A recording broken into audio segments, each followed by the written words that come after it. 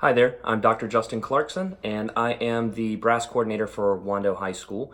With that, I work with the marching band during the marching season, really with just the brass, making sure that our pedagogical understanding is sort of unified between all the instruments and making sure that those ideas then transfer into the larger ensemble setting, as well as chamber music in the spring with some sectional work in there as well. I'm currently also at Charleston Southern University as the adjunct professor of low brass.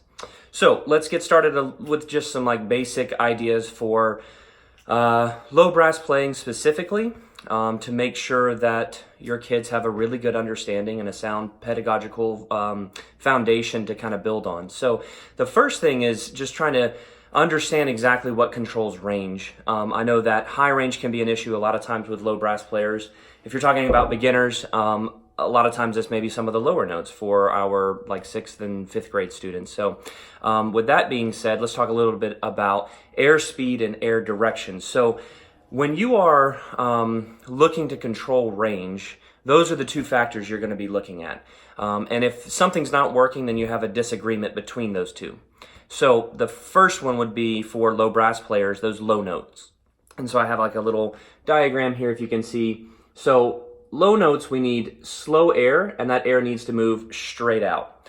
That's going to give you that nice, flappy, big sound that you want, especially on those low B flats, that sort of thing.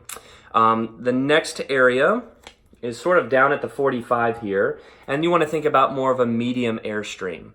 So that's going to be kind of coming down this way, and you would want to think maybe mid, kind of working towards your high register with that sort of medium to fast air. And lastly here, we have fast air that we want to straight down. So you're going to be thinking about the air moving down the chin in a very fast, steady stream, very concentrated. So with my beginner students, we work on some ideas like air tracking, where we're going to blow the air against the back of our hand, nice and slow. Why don't you try that with me a couple times? Just hand out straight in front of you, nice slow air against the back of your hand.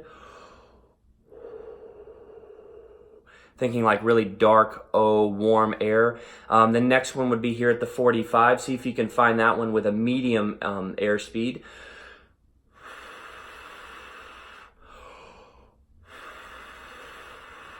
Yeah, and then the last one would be the fast air moving down. So having your hand down here, right at the bottom of the chin, very fast air. You're going to feel your core actually activate this time.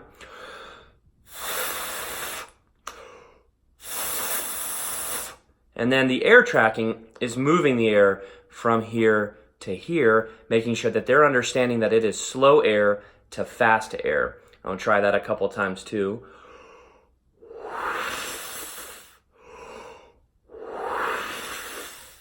Let's do it a couple more times because it can be a little tricky. Straight out, slow air.